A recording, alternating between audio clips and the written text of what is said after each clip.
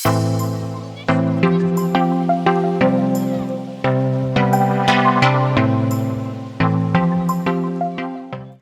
everyone, welcome to another episode of Heart into Your Home. I am Niki Luther.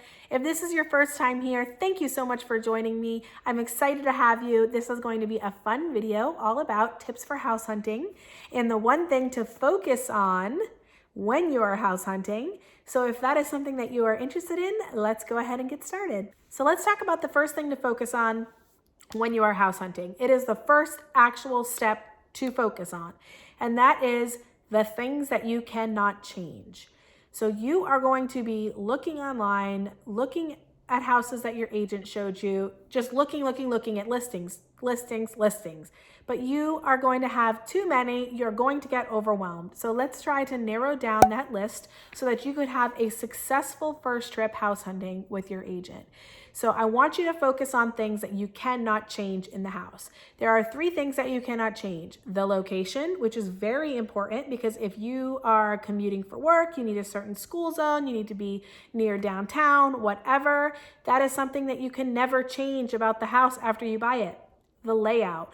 That is another item you cannot change about the house. You can't change whether it's split floor plan or not split floor plan, whether the kitchen is in this spot that you need it near the nursery or near the bathroom. You can't change those things. So you want to make sure that a house that you choose, you like the layout. Another thing you cannot change is the square footage. Of course, you could always put an addition on a house, but be realistic. If this is your first time buying a home, don't put too much on your plate thinking, I'm going to build an addition one day, and then it never happens, and then you're not happy with the house that you chose. So make sure that the square footage that you are choosing or that you are going for is the square footage that you stick to. This will help narrow down a lot of houses in the search because you can change your search criteria and your agent can change it to houses over 1,500 square feet, over 2,000 square feet, etc. That way you are done and you can get rid of some of the houses on your list. Because trust me, I know how excited it is to house hunt, and I know that you probably think in your mind, I can't wait to see 12 houses all at one time, but it's not in your best benefit. Which brings me to our first tip. How many houses should you see on your first trip out with agents? On your first trip, stepping out of the car and into a house, schedule how many houses should you see. I recommend 4 to 6 houses. 4 to 6 houses, 6 houses itself is going to get you overwhelmed. Trust me on this. I do this every day. So stick with 4 is great. The top 4 houses, 6 being a high number. You don't want to go out your first day and look at 10 houses. You just don't. You're going to be overwhelmed. You're not going to know which house from what. Your agent's going to be overwhelmed. You really need to narrow down your list to houses that you want to see. Realistically, houses that check all of the boxes. You don't need to waste your time looking at every single house if it's not going to be the house that you're going to buy or put an offer on. And you could be wasting your time looking at 10 to 12 houses, and the house that you actually wanted that was number 1 on your list is already gone because you wasted time. So pick your favorite 4 to 6 houses to go see the first day. If those houses are not at all what you thought or you've changed your mind, let your agent know. That way, they can change up the criteria for you. I highly suggest when you're looking at houses online to think in your mind, will I be happy here? Will this be the house that I'm going to put an offer on? Certain market areas, houses don't last more than a couple days. So if you're seeing a house pop up and you're getting ready to go house hunting, make sure that you're putting the houses on the list that you actually would buy, that you would go home, think about an offer, and call your agent and make an offer. It's very important to see the houses that mean the most, and do not waste time playing HGTV and going around and looking at every single house on the market, because I promise you in the end it's going to hurt you. So how much notice should you give your agent before you go out on your first house hunting trip? Some houses could be owner occupied, which would require most of the time 24-hour notice. That way they can make arrangements, get out of the house, even if it may be tenant occupied. So give your agent some notice to see the house. Give them some respect to where It's not, hey, can I go see this house in an hour?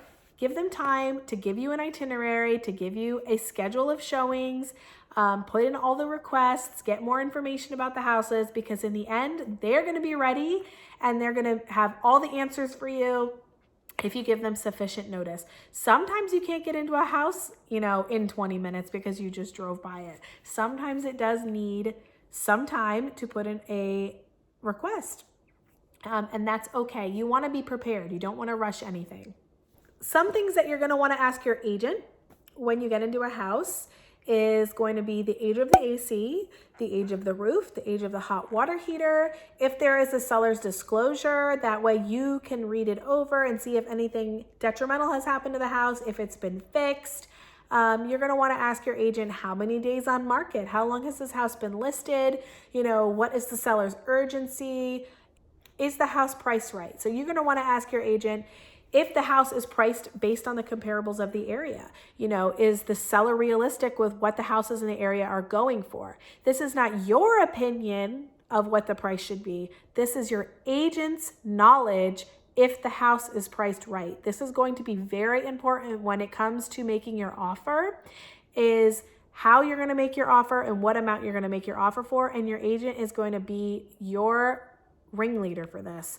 So use their knowledge. Don't try to ask family members or neighbors or people who did real estate 10 years ago. Ask the agent that is there with you, taking you in the house and knows the area. So some things that you want to write down or things that you want to notice when you're in the house. When you pull up in the driveway, do you notice any missing shingles on the roof? Do you notice any cracks in the driveway?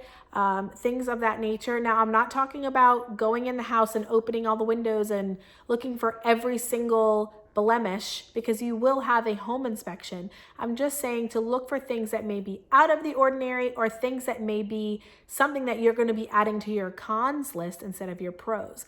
This is going to help you narrow down which house you actually want and which house you could do without. While you're in the house, I want to make sure that you have a pen and paper and you're writing down the top 3 things that you love about the house and the top 3 things that you would change. Because when you get home, you're going to want to look at this list and see if those things that you want to change are items that we talked about earlier that are not changeable, that they're complete deal breakers.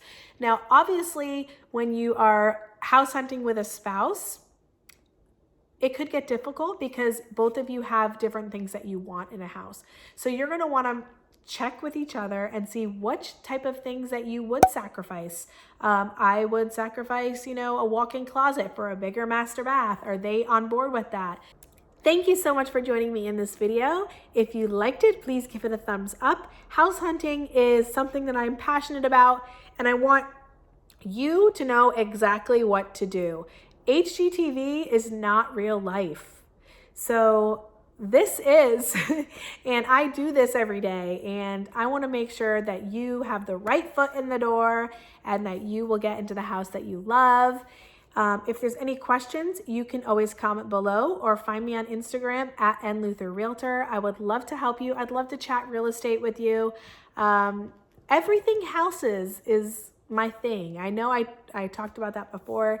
And thank you for bearing with me in this video because I do have a little scratchy throat. So it may be a little bit hard to understand me, but I tried to slow down as much as possible. I'm going to break this video down into a part 2. So the next video that you see from me will be tips for searching for houses online. That can also be very overwhelming, and I want to go over that with you guys. So look out for that video. Subscribe so that you don't miss it. Hit the bell for notifications. As always, I hope that you have a wonderful day, and thank you for joining me.